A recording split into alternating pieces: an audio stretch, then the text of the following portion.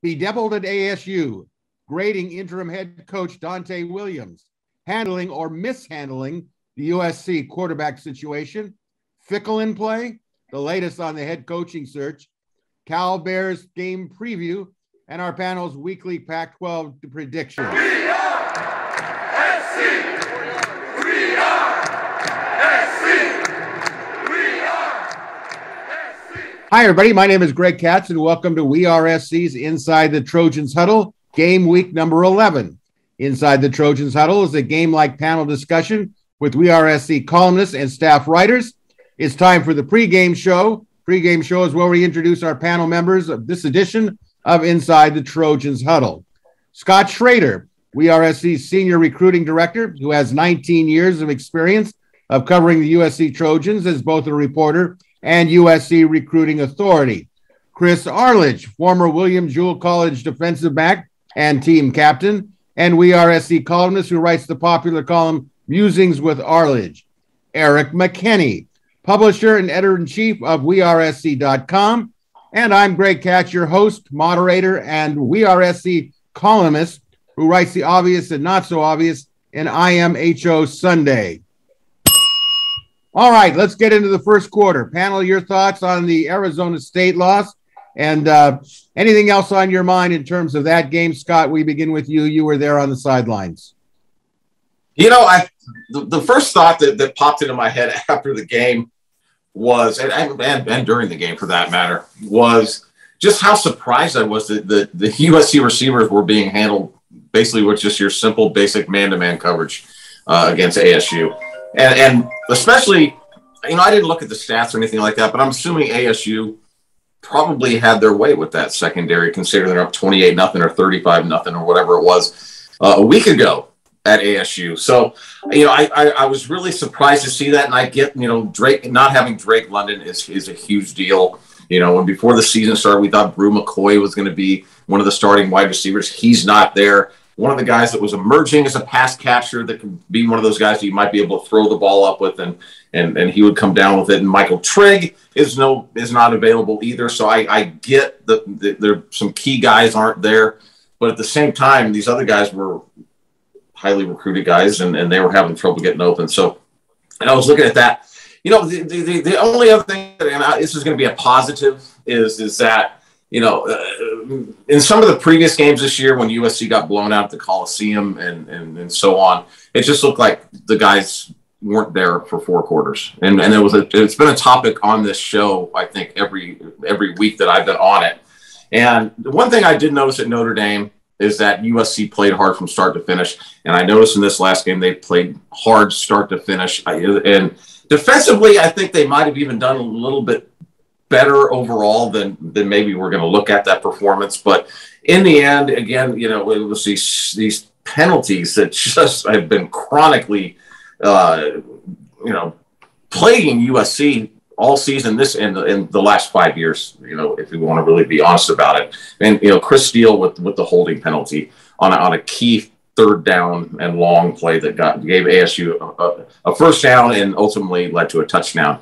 You know, that kind of stuff is kind of USC football in a nutshell. It continues. Not sure what you can do about it at this point, except to just not play the guys that continually are making those mistakes. As hard as that would be, to take guys out of the lineup, I think that's the only solution. But those are my takeaways. You know, it was kind of more of the same for me. You know. Okay. Thank you, Chris Arledge. Nice to have you back. Your thoughts on the ASU game? I didn't like it. How's that for thoughts? Look, the defense is a mess. We know the defense is a mess. The big question wasn't whether the defense would be great, because we knew they wouldn't. They weren't as bad as they've been in previous weeks, but when you give up, 3 different rushes of over 30 yards, that's not good. But the big question was going to be, what can USC do without Drake London? And the answer is not a whole heck of a lot. And to piggyback on what Scott was talking about, you know, 2 years ago when Keaton Slovis first starts at quarterback, he's got Michael Pittman, Amon-Ra St. Brown. He's got Tyler Vaughns and a young Drake London when he goes 4 wide. What do you have now when he goes 4 wide? Do you have anybody on the field that scares the opposing defensive coordinator? I don't think so. And one of the one of the underrated storylines of the last few years has been the significant decrease in the talent level at USC. It used to be that USC underperformed their talent level because Clay Helton was a lousy coach, which is true. Clay Helton was also, however, a lousy recruiter. And so now USC isn't necessarily underperforming their talent level. They're not a very talented team. They have a couple of guys who can really play, and then they have a lot of guys who should be suiting up at Cal. And I think that's what we're seeing right now. So I hated the game. I expected to hate the game. I expect that I'll hate the next few. But that's just where we are right now as we wait it out and hope for a relief to come. All right. Well, we have a lot of hate. We all understand that and can relate to it at some level. But Eric, are you going to bring us some love? Love, peace, happiness. Tell us what you thought. You were in that press box. Yeah, probably not love. It's a continuation of kind of what they said. And Scott, I thought, ended it kind of perfectly. It was just the next game. It was the next game on the schedule. And really just this whole season has just been a collection of quarter after quarter after quarter of kind of the same thing. There's been a few wins in there, but when they play a team that understands at all what it's doing offensively or defensively, USC has a really hard time. What can USC find outside of Drake London question? It started back in the spring. When are these receivers going to step up? Can you be good offensively without a true number two? The answer we got kind of all the time was guys will do it. They'll find their opportunity. They'll step up. We'll get there when we get there, and they'll play when we need them. You've got a couple pieces in Taj Washington and Gary Bryant, and they can kind of do what they could do, but you can't fill in for Drake London when you build your offense so much around really just what this one guy can do. The best player on your team, probably the best player in the entire conference and one of the best in the country. When your offense is, we'll just let him do what he can do, there's no answer when he's not there to do that. And that's kind of been coming for the whole season. You hope that he could just stay healthy all the way through it. And when he didn't, boy, this whole previous week was, what are they going to be able to do offensively? And I don't think the answer surprised anybody. When Arizona State got it going on the ground, I don't think that answer surprised anybody. This is a team that kind of struggles against an offense that says we're going to be physical and we're going to run it and we're just going to bring it at you.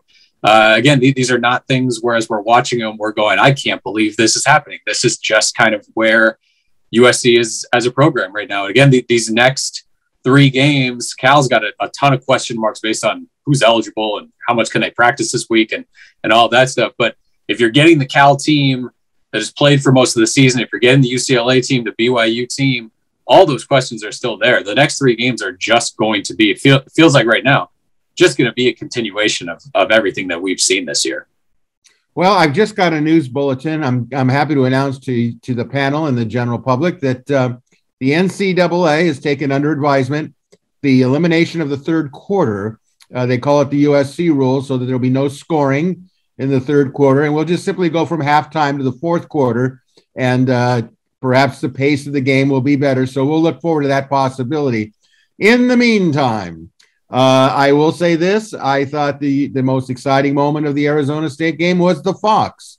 And the ability of that Fox, I got to tell you, the agility, the quickness, definitely a 4.5, probably a 4.40, going up those stands, down those stands, and to not get killed or nobody got bit and needed a rabies shot, I thought was commendable. So I was amused for the 7 seconds that they showed the Fox, but I will tell you that without Drake London, I thought Graham Harrell's system is exposed for what we all know it to be. It is a joke. I am sorry. I can't put it in any other way, but what I would say on the bleachers of Barnes Park in Monterey Park, it is a joke. I was also really just done with Todd Orlando's defense. They don't tackle. They have misused Drake Jackson to the point where it's gone from the sublime to the ridiculous to the absurd. And these guys are getting paid 6 figures, and it is highway robbery. I really had to get to this point to just let it all hang out because it is nuts. And as far as the last 3 games, I'm like you guys, let's just play them out. It's almost like being sadistic. How bad can it really get? Well, I think that's kind of a rhetorical question, but that's where we're at. And, that's why I've turned my attention personally to the coaching candidate situation, because the season basically is just being played out, and enough of that already. So let's move on. Second quarter. Now, here's an interesting question that I'm looking forward to hearing your responses to. Guys, your grade at this point for interim head coach Donte Williams, what do you think and why? Chris, let's start off with you. I'm going to give Donte a D. I'm going to give him a D because he hasn't actually improved anything that I can see. The grease fire that Clay Helton left him is still burning, and it's still burning just as brightly. So he hasn't done that. His position group is a disaster. It stands out as a disaster even on this USC team, and that's saying something. So the only reason I don't give him an F is because when he's on the sideline, I don't have to look at Clay Helton on the sideline. I don't have to see the Clay Helton surprise face, and that makes me happy. But I can't figure out. Look, the reality is he's probably a really nice guy, and maybe he's a good position coach, although I'm not sure about that. I think he's probably a fantastic recruiter. He's also in way over his head. When O got the interim job, you saw that he breathed some life into the team. The team was energetic. They were playing hard. I don't think Donte's even gotten the team to play very hard. So I can't figure out what he's doing other than collecting what I assume is a larger paycheck than he was making a couple of months ago, and good for him. But I'm ready to be done with the Donte Williams experience. All right. Now, Eric, are you ready to be done with the Donte Williams experiment? I think the ship has sailed on. Is he going to be, the permanent head coach? I don't think anybody needs to be told that. I think as far as a grade, C minus, D plus. I don't know if he fully understood what was going to go into being the head coach of this team. It's one of those things where you can be an assistant coach and look and say, man, I'd change this, I'd change this, I'd change this. And clearly he was doing that, because when he came in, there were a lot of things that he said right away, we got to change all this stuff. I think the comparison to Coach O, I think Coach O inherited a much better situation and a team that wanted to play and wanted to get going. I think this program was kind of beaten down so badly when that change happened. And then it happened so early in the season to think, hey, we can save this guy's job and we can play hard. And 2 games in to be told, you failed. Absolutely unequivocally failed. And now we're going to go somewhere else. That's a big hit. I think the lift that Donte had to make for this team, it's almost impossible to kind of give him a grade, because it was going to be just, hey, we need you to grab onto this trash can lid and try to make your way down the mountain here through the rock slide. It was never going to go well. That being said, I think he has made some decisions with the quarterback thing and how he's handled certain things that I think you can definitely be kind of look at as being questionable decisions on the way he's done a few things. Again, in the long run, I don't think it much matters. And I think the one thing that's clear is there's a big step between being an assistant coach, a position coach without coordinator experience, and going all the way to a head coaching position that quickly with really no intermediate. He did not get a lot of time as that associate head coach and a lot of time to kind of figure out what went into it. He got tossed in pretty quickly. So I think everyone's kind of in agreement that the Donte shouldn't take a ton of heat for the record this year. But there does seem to be kind of a disconnect just in the way the team has not played hard, not had a fire lit under it in terms of on the field performance since he's taken over. All right. Now, Scotty, you have an interesting perspective. I know, because not only are you a reporter, you're a person who has to work in the recruiting area, and you do a great job. How do you see Donte's performance? So what grade do you give him? Yeah, I'm like Eric. I don't think that it's fair for me to put a grade on what Donte is doing at USC as a head coach. I mean, certainly the football team does not look like it has improved since week 2. And to be quite honest with you, I'm not sure there was a whole lot of hope of that happening, even if St. Nick came in and coached the USC football program. I think even when he was at Alabama, he inherited a football team. I don't know what his record was his first year, but we all remember the Louisiana Monroe loss, where billboards were put up on that route between Louisiana Monroe and Alabama to remind Alabama that they had lost to Louisiana Monroe. But, I think, you're talking about a team that had a bunch of discipline issues. You're talking about some glaring roster issues as well. The interior defensive line. You've got the safety play has been shockingly bad. The cornerbacks have had their issues, and so you look at a whole bunch of issues that they're dealing with at USC, and I'm just not quite sure how you grade somebody who inherits. The way that my analogy was, there's 25 leaks in a hose, and Donte's trying to plug them with 10 fingers.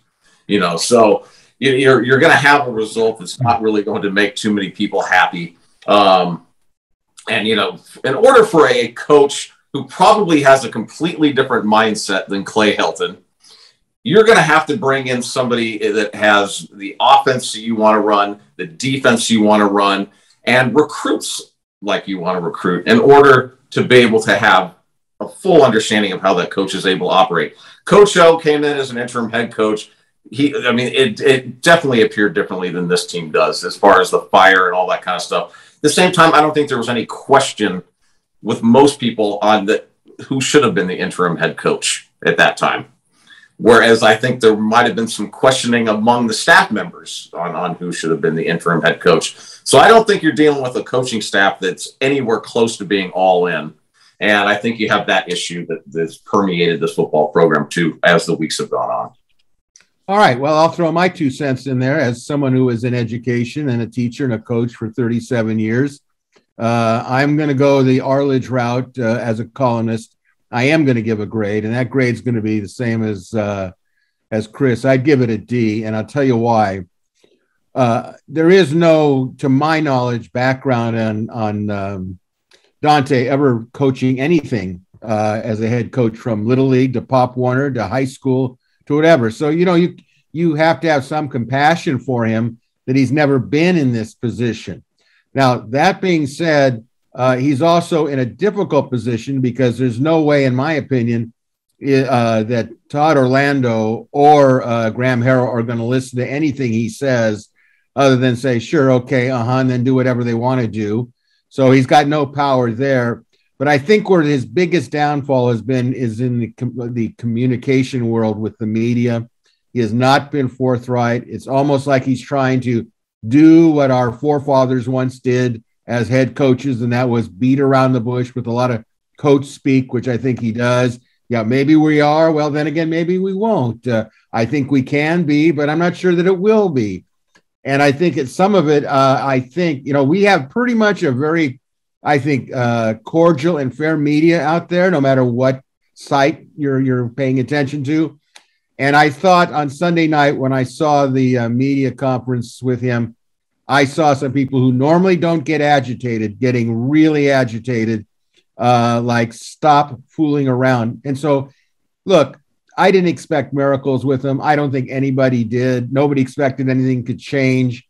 But when you're going to speak, that's when you're held accountable. I think when he has spoken, it's been just gobbledygook. It's just, it's been, I think, hurt his reputation in a way, because he had a lot of reasons for people to support him and understood what the problems were when he was going in. Let's face it. He was named the associate head coach. Who else were they going to name? Mike Jenks? Yeah, he'd been a head coach at Bowling Green. He would have fit in nicely. But when you give a guy the title associate head coach, what are you going to do? Not name him the interim head coach and going to go over his head? That would have been a PR disaster at the highest level. So we'll see how it is. Donte's got 3 games in which he can at least speak truth to power, shall we speak? So we'll head to halftime.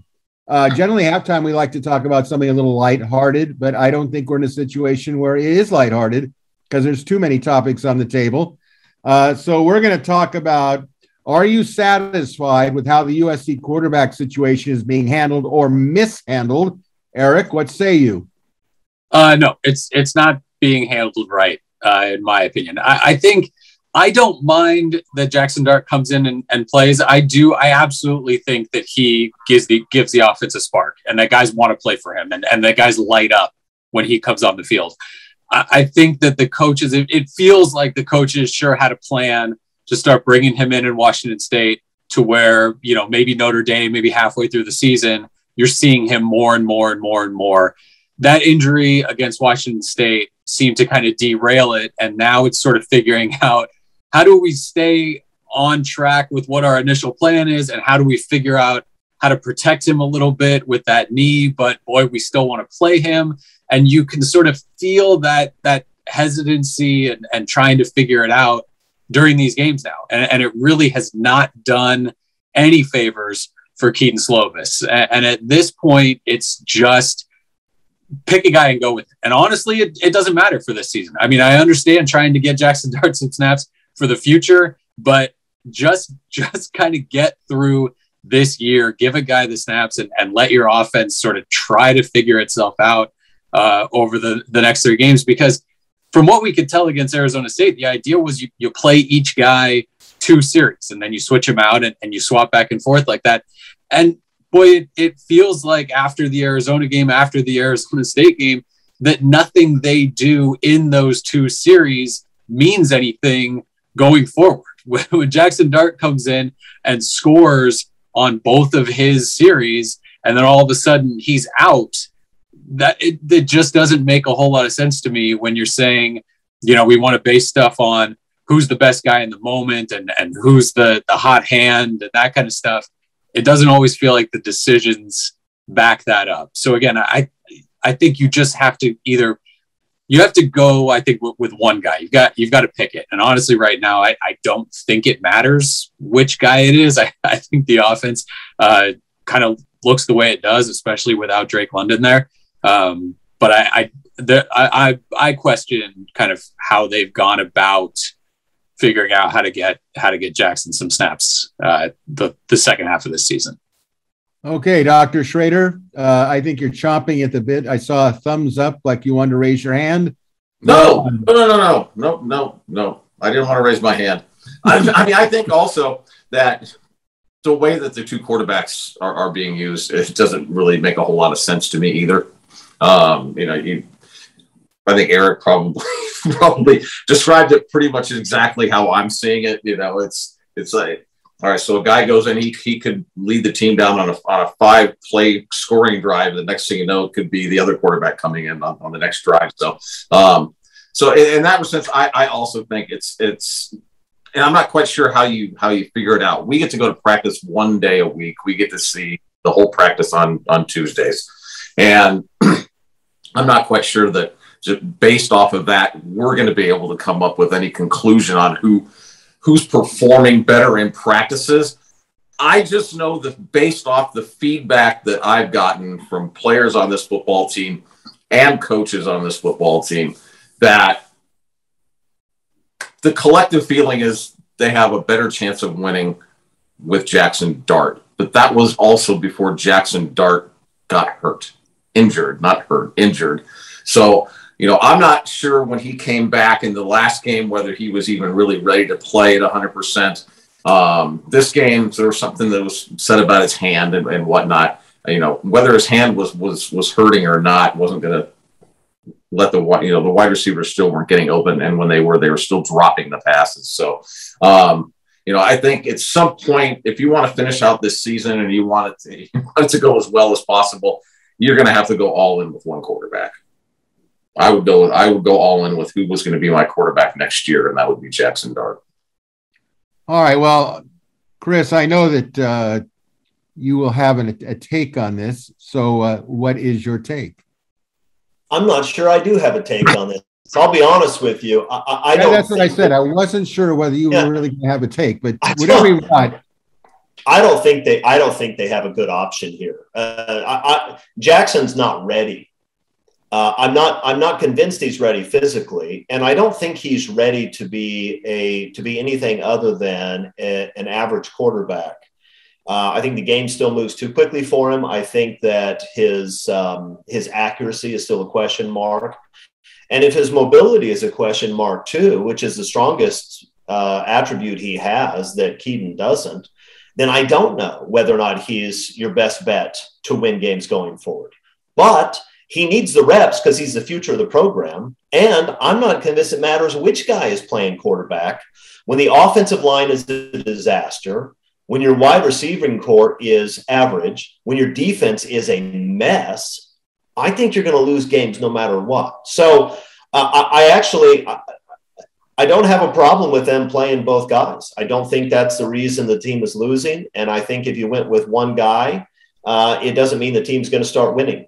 And Keaton has done enough in his career that I think putting him on the bench under these circumstances and not playing another down isn't entirely fair to him either. So I don't think there's a good option. I think there are way too many problems before we get to the quarterback position on this team. Well, I think the biggest mistake that they've made with these quarterbacks is the messaging communication between the quarterbacks. You should not have Keaton Slovis saying, I don't know why I'm out. I asked them what I could do to be better. As far as the mobility issue, I think that's a bunch of garbage. We saw Keaton Slovis run out of the pocket last game against Arizona State, and there was nothing wrong with his mobility and his speed to get downfield. I think Jackson Dart is well enough to dance into the end zone on a touchdown and jump up and down in the end zone. So I don't think that he's so hurt that he can't do it.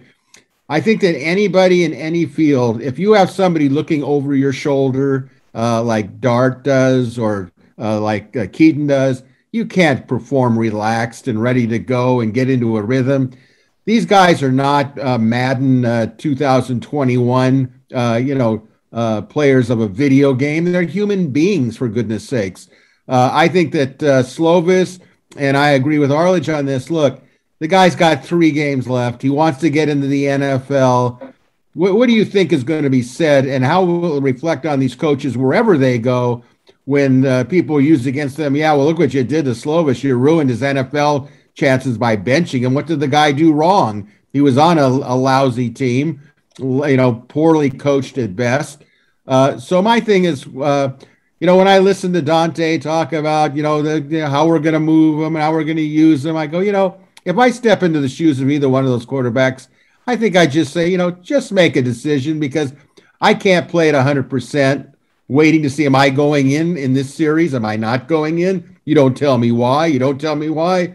You do tell me why, and then you don't do what you say you're going to do. That's the biggest problem I have, is the coach-player relationship. I think it didn't need to be this way, but quite frankly, that's the way it has turned out. All right, let's move on to the second half, third quarter. This is where it gets interesting, in my opinion. If we all agree that the last 3 games are, they're competitive. It's UCLA. Okay, we can get a little excited about that. Or maybe we're not looking forward to that. I don't know. Probably not. But as we head into the third quarter, let's give a little coaching candidates update and hear from you guys.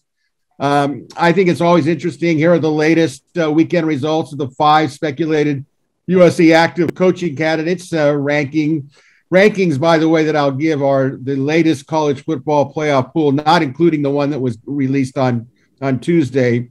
And here's some interesting information. Dave Aranda, they were ranked number 12, Baylor. They are now 7-2 after they lost 30-28 at TCU. They will play or host number 8 Oklahoma, which I suspect will be higher up in the rankings when they face each other. Matt Campbell of Iowa State is now 5-3, humiliated, beat up Texas 30-7. They're going to be at Texas Tech.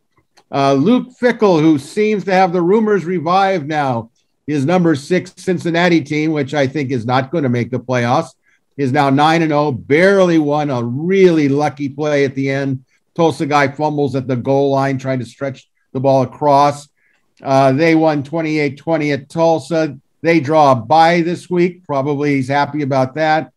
James Franklin of Penn State, they're now 5-3, having won 31-14 at Maryland. They will next host number 7, Michigan. And Bill O'Brien, number 2, Alabama, beat LSU 20-14, another tight game. They played at home. Next, they're going to play, Alabama's going to play mighty New Mexico State. I'm sure they're just shaking in their boots on that one. So as we said, the reports are that Luke Fickell is interested in USC.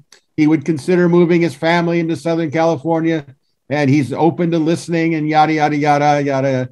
You know, and some people say he's the clear number one choice, but I want to know what your clear number one choice is. I want to see if you reshuffled your order 5-1, one being you think that's going to be the guy. So with that in mind, Chris, I can't think of a better person to start off with than you. Well, thank you for that. That's high praise. I'm going to look. I haven't changed my view. I think there are 3 candidates who are very good: Campbell, Aranda, and Fickell. I like them all. I'm not sure I can identify one as clearly better than the others.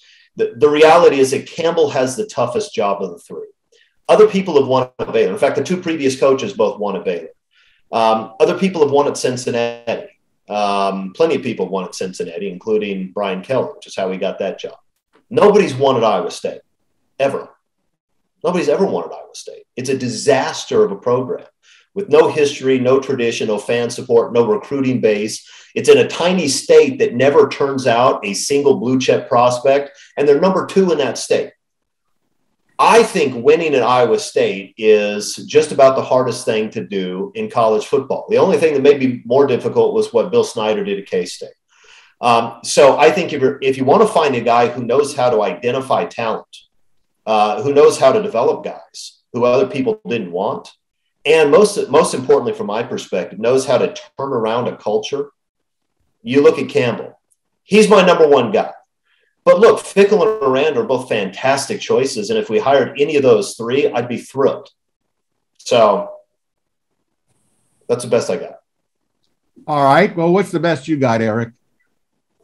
Yeah, those 3 for me. I'm right there with Chris. I think Aranda is interesting because of the Southern California connections. I think that he might end up being an easier sell than the other 2. And I think what he's done defensively kind of everywhere he's gone as a coordinator really stands out. And I think his ability this year, and I know they're coming off a loss, but you can't really go 180s week to week. What he was able to do, kind of catching that free fall last year, turning it around in an off season and coming out the way they've come out this year, has been really impressive to me. I've always, when the search started happening, my line was sort of it's Fickell until it's not. It was always sort of the easy, obvious answer. If Mike Bohn could go out and reestablish that connection or make it again or continue it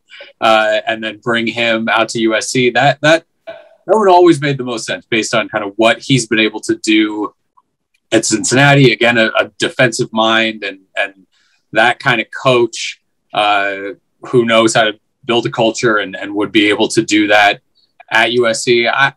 Like I said, I like Aranda's Southern California connections. I don't know if in recruiting this area, you absolutely have to have them.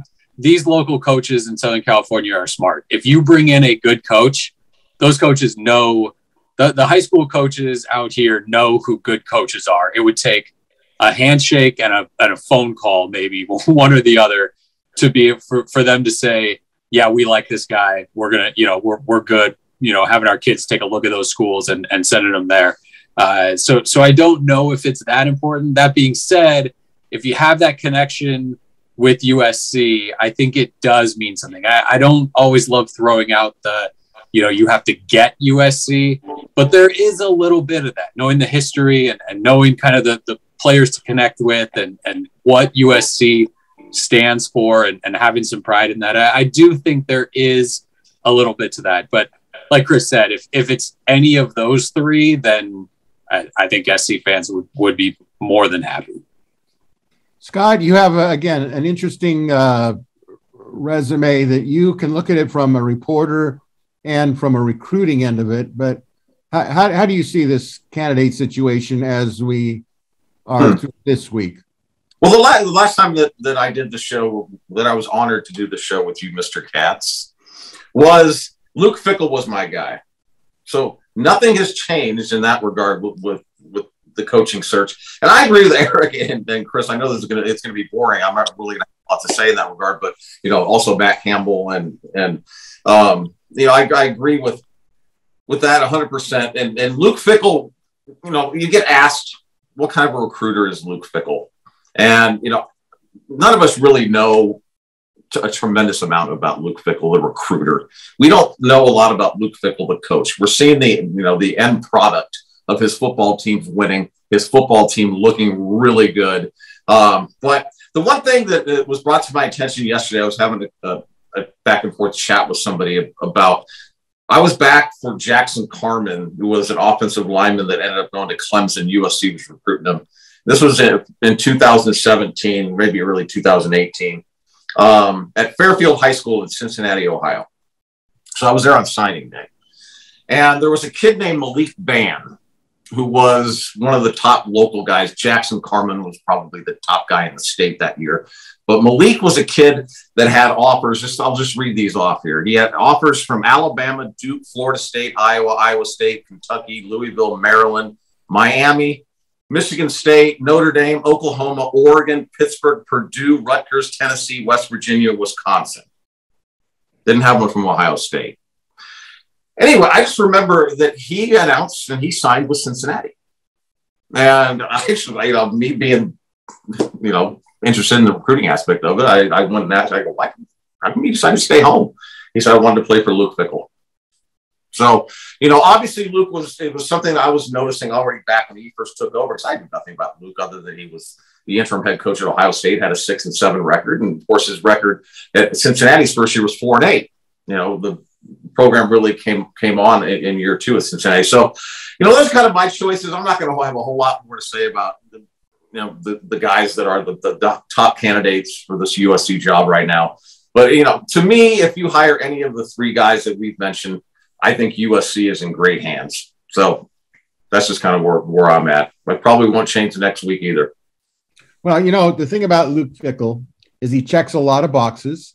The rumor was out there that, like I said, he's open to negotiations with SC. Well, why wouldn't he be? If I was his agent, I'd say, get everybody. We'll jack this price up so much it'll look like something on The Price is Right. Also, the fact that he's, quote, open to moving his family out here. Well, we're open to doing a lot of things until we have to really do them. I think he's, Ohio runs through his veins. My biggest fear with Luke Fickell really is that he's out here for 3 years or whatever, 4 years, and all of a sudden Ohio State opens up. And I'd hate to see us go full cycle and start this whole mess all over again to try to find the right person, because all the candidates we're talking about now could be at other places. And it would just be, I don't think, a good thing for the program. I talked with Kevin Bruce, our esteemed staff writer, who said to me this morning, he says, I'd be happy with Luke Fickell for 3 or 4 years just to get things right again. And I could understand where he was saying that. My perspective was I kind of feel inclined towards Aranda because he's got that Southern California. I think if he's here to stay. I've been watching his games. I watched all the one last week that he got upset. I like his sideline demeanor. He looks very clinical in his approach. He wasn't screaming. He wasn't going nuts. His communications with the officials, I thought, was very professional. I would hate to see him, not get the job, only because I think in the long term, he could be here longer than any of them. I think Franklin has had his day in the sun. I think there's just way too many problems and issues about him. I would be shocked, actually, if he got it. I think there's a lot of people that feel the same way as I do, that he's really not the right guy.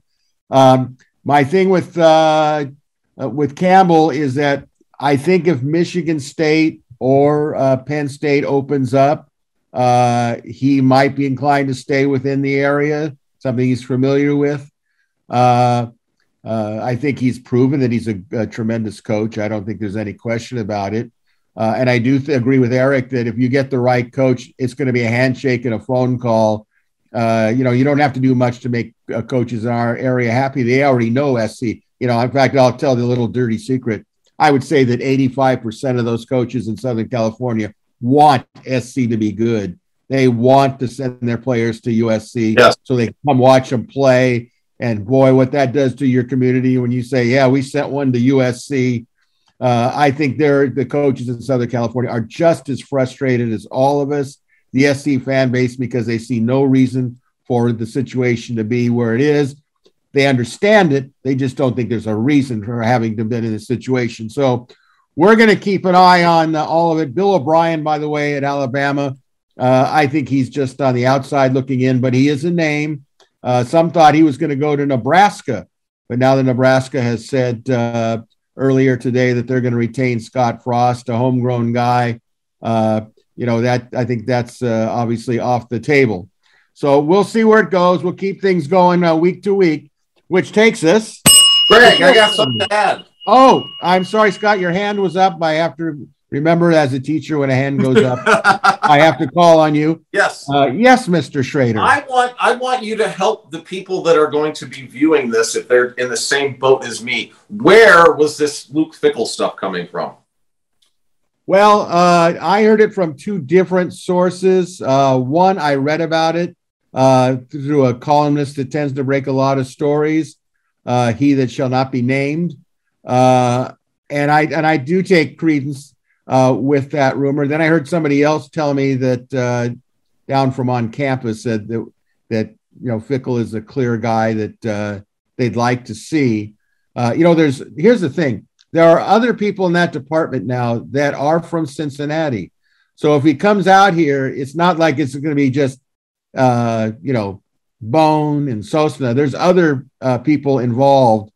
But, I think the thing could go in any direction. It's really, really in Fickell's court because there's no secret that that's who they would like. I mean, it's, Bone can't contain himself when, Luke Fickell, I hired him.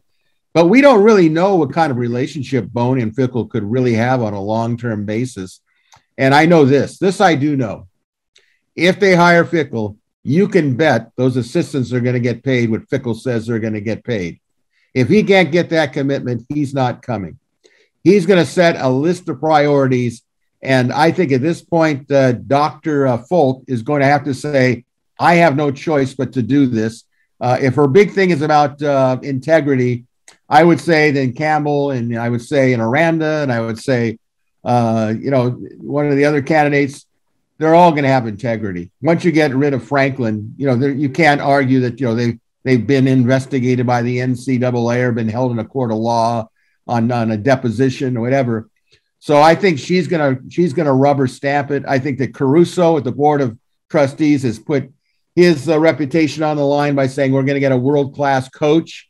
So obviously I would assume that means that as a booster who's a billionaire, he's willing to put his money where he walks. So we'll find out. It'll be interesting. I do hope this, though. I hope that they name the coach right after the regular season. I think if Cincinnati doesn't go to the Final Four, which I don't think they're going, I think for all parties concerned, after the end of the season, he makes the announcement, I'm going to USC, lets another coach take over for the bowl game that they'll play in, no doubt, on a New Year's Day or something like that. I think it's important that he establishes himself, gets out here, finds out what's going on. Very interested to see if he does get the job, who he would make as his coordinators. And I will say this. I am not 100% convinced that Donte Williams will still be part of that staff, no matter how much money.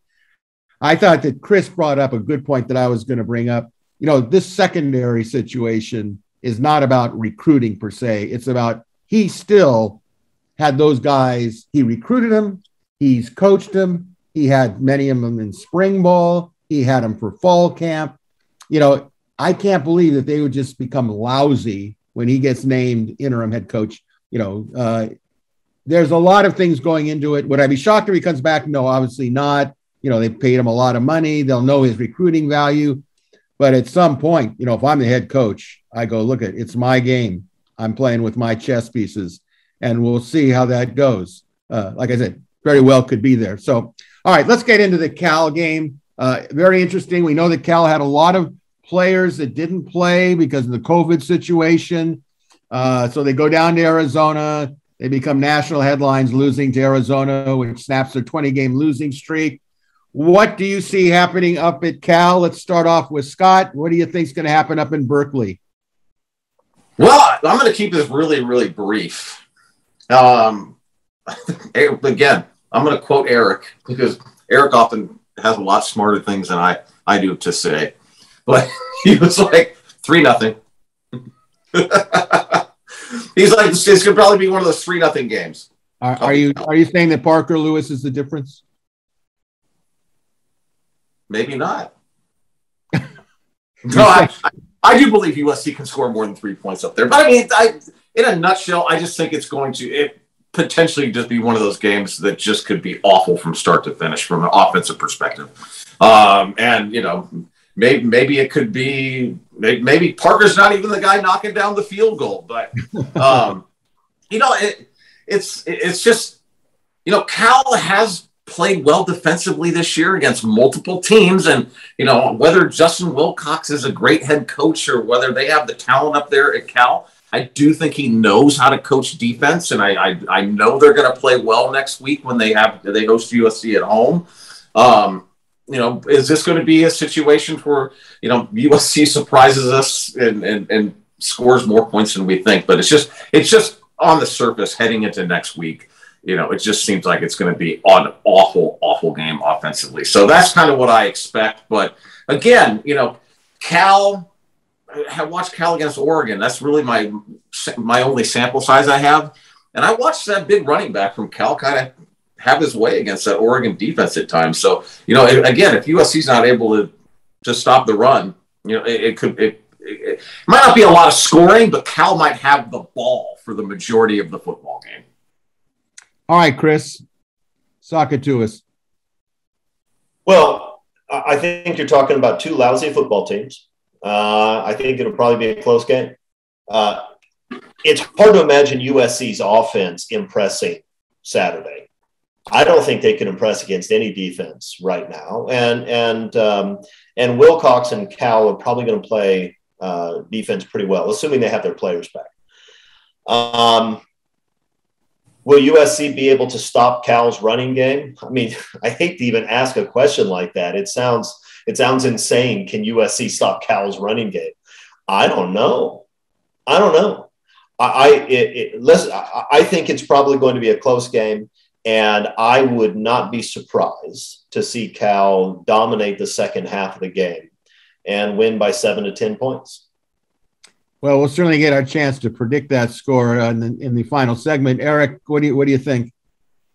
Yeah, I absolutely know that Cal's going to win this game and they're going to score all the fourth quarter points by just running the ball. But I'd pick SC. I mean, I could see, Parker Lewis hitting a field goal at the end, 17-14, something like that, and SC kind of responding, mostly because I don't know what Cal's personnel situation is going to be. Are guys going to sit out? Are guys going to be kind of rusty from not practicing for a little while? I'd expect kind of a disjointed Cal offense and a disjointed USC offense. USC dealing with injuries to both quarterbacks, injuries to Keontae Ingram. Those are, with Drake London out, those are 1, 2, and 3 for your offense right now if you're USC. So those are not guys that you want kind of dinged going into this game. So again, for two teams that are not fighting for conference championship right now, a lot of questions going into this one that I don't know if we'll have answers on until much later in the week. But yeah, I could see a similar game unfolding as Arizona State. It's kind of close. It's a little bit back and forth early on, and then Cal's running game. If SC can't find an answer for Cal on the ground, which they haven't been able to find a lot of answers against the run this year, that it could end up looking pretty similar to last week. You know what I think is really interesting? No matter how bad USC is, and obviously they're really bad, the teams that they play still get up for USC. Even if they know that the uniforms are USC and the band is playing tribute, Conquest and so on and so forth, the fact that they can say we can beat USC, they're beating a storied program. It doesn't make any difference because 20 years from now, they'll tell their grandchildren if they play for Cal on Saturday, yeah, we beat USC. And maybe at that time, USC is one of the top teams in the country. Who knows? But I think it's a game in which, again, you just can't dismiss what you've seen the last 3 weeks, the way the team is performing. I think the interesting thing about Cal is how humiliating it must have been to be there when they got the streak snapped, be the team that made national headlines. Cal loses to Arizona. How humiliating that would be. Although they know in their hearts they didn't have their entire team. So I think if Wilcox gets his team together, they get excited. I think the big key is if Garbers plays. If Garbers plays and gets into a rhythm, based on that we have a pretend secondary, and if they're not making their usual pass interference or missed tackles or blown assignments, Cal could score more than Cal is used to scoring. And, I don't want to take away from the final segment, but I think SC is going to have its hands full because I think Cal's going to bounce back. And I think that we all know, and we tend to lose sight of this maybe a little bit. And again, does anybody really care if they go to a bowl game?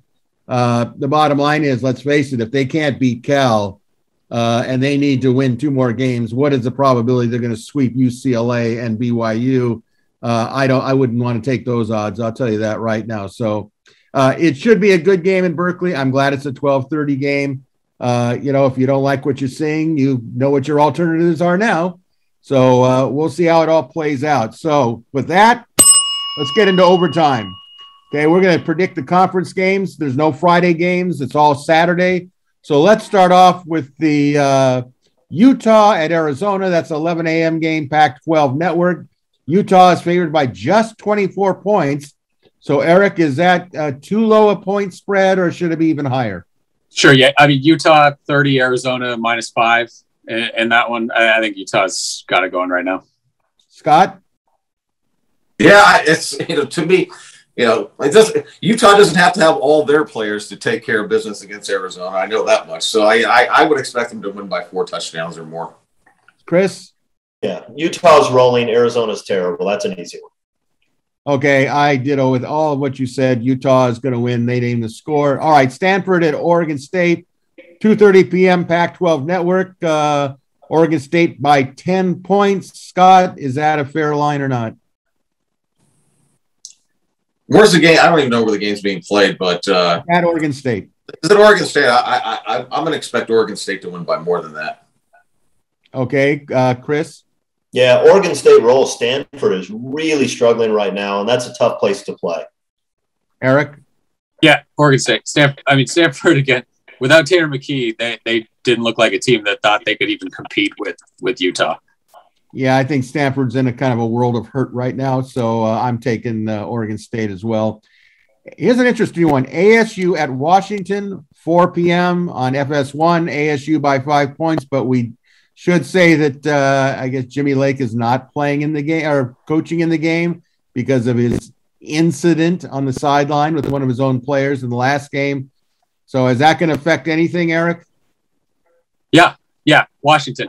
This is the TCU beating Baylor right after Gary Patterson got let go. This is going to be Washington kind of figuring it out after Jimmy Lake and Arizona State doing what Pac-12 teams do. They beat USC and then they fall apart the next week. Scott, your feelings?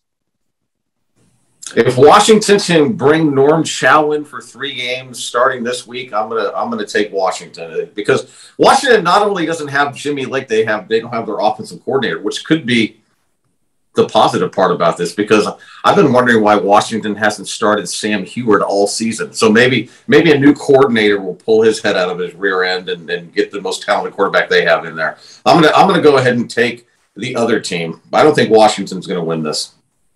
Chris? I didn't realize that not having your offensive coordinator was an option for teams. I vote for that for us. Can we do that? Can we not have our offensive coordinator, Greg?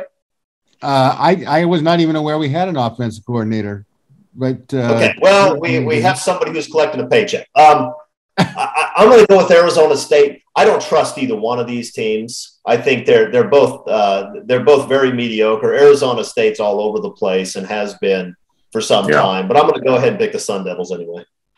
All right, I'm going with the Sun Devils. I think they can run the ball. It's a tough Washington defense, but too much chaos. I think there's been all sorts of problems within the players and the situation with Lake. I honestly think he's not going to survive this season. I think they'll suspend him for the game like they've done, but I think they can see the writing on the wall, just like the Trojan fans could see the writing on the wall with Helton. It's not a question of if, it's a question of when. And when that happens, if it happens this season, there's another coaching opening, and we'll see who fights for that job. All right. Well, here's an interesting one. You got Colorado with former UCLA standout wide receiver Carl Dewell as its head coach at UCLA, 6 p.m., Pac-12 Network, UCLA by 15. Chris, thoughts? The Bruins roll. It's going to be an easy one. Eric? Yeah, it would be USC's season this year, though, for Colorado to win that and then for UCLA to win by 14 against USC, just to kind of juxtapose those two. But no, I think UCLA beats Colorado. Scotty? I do too. I agree with them. All right, I think UCLA rolls. I think Chippy knows that he's got to end the season on a high note. I don't think Colorado can keep up with UCLA scoring-wise, and that's the name of that game. Interesting game here. Washington State at Oregon, 7:30 p.m., ESPN. Oregon is favored by 14 points. Scott, thoughts? Yeah, I that one. I'm just going to go ahead and take Oregon just because I think they're by default the best team. Well, I mean, aren't they ranked number 4 in the playoffs? Which I'm not sure what I find funnier, how bad the Pac-12 is, or the fact that Oregon's ranked in the top 4. But I'll go ahead and go with Oregon on that. Okay, Chris? Yeah, I'm not convinced Oregon's that great, but I think they're better than Washington State. They'll get it done. Eric? Yeah, I take the points. Washington State always plays Oregon really tough. I don't know if I'd pick them to win, but it would not surprise me if they end up with Washington State. Always seems like just that team that gives Oregon problems. All right, I say if Washington State doesn't get up early, like 14-0 or something, I think Oregon's going to roll. I think they have every reason to roll. I think when the rankings come out later on Tuesday, Oregon could very well be number 2 or number 3. That's enough to excite their team to want to play hard. They'll have their fans, their obnoxious fans, I might add, rooting for them. I think they'll win by more than 14 points. That's just my opinion. All right, the most important game, no doubt, in the Pac-12 this weekend, the highlight game, the featured bout, USC at Cal, 12:30 p.m., FS1. USC is favored by 1 1/2 points. Chris, your thoughts? I don't trust USC to beat anybody these days. Without Drake London, they have no offense, and the running defense could stop the 4 of us. I think Cal wins, and I think it's probably close, but it wouldn't surprise me if it gets out of hand late. Eric? Yeah, that Cal-Arizona game had like 900 yards of punts in it last week. I'm curious if it gets anywhere close to that. I hope not, but like I said, I could see some breaks kind of going SC's way and winning the turnover battle. And like I said, a late Parker Lewis field goal and they win 17-14. That'll be my guess. Like Chris said, if it's 31-16 again, like Arizona State and Cal is kind of putting it away at the end, I don't think we can be shocked based on what we've seen from USC this year. Scotty? I'm going to go ahead and pick USC. 3-0. 3-0. You've got that much confidence in the offense. Yeah, I think, and I'm going to go ahead and predict that it'll be an Alex Stackhouse field goal. How's that? Wow. Then the questions arise, what happened to Parker Lewis? Well, that's what we need. We need more conspiracy theories and all kinds of stuff to distract people He's back in the quarterback rotation now. It's going to be a 3-man rotation at quarterback. Parker Lewis gets every third play. That's it. He'll do it just for kicks. Rum-bum. Okay. And not everybody will be chanting SEC by the end of the game, right? That's true. All right, I'm going to take Cal. I just look at what SC's done. I don't know if they could possibly change. Wouldn't shock me if SC won in a close game, but it'll be less of a shock if Cal wins. I could see, like I said, if they have to play the third quarter, we're in trouble. And I know they're going to play the third quarter, so we'll see what happens. Again, that's a 12:30 p.m. game on FS1. And SC, again, needs 2 more wins to get to a bowl game. And if they don't win this game, they are in deep, deep problems. Luke Fickell needs those December practices to get the team ready for 2022. We will totally remind him of that if that's the case. Okay, folks, it's a reminder that USC is on the road this Saturday, as we just talked, Saturday afternoon against Cal, 12:30 p.m. kickoff, televised on FS1. Next Tuesday, we'll have a special UCLA crosstown rivalry show, as well as a review of the Cal game, the latest on the USC coaching search. And we'll speak to any developing topics pertaining to USC and college football in general. So until Tuesday, thank you, panel. Thank you to our On3 technician, Jake Evans. We thank all of you for watching or listening to Inside the Trojans Huddle. Until then, fight on, everybody.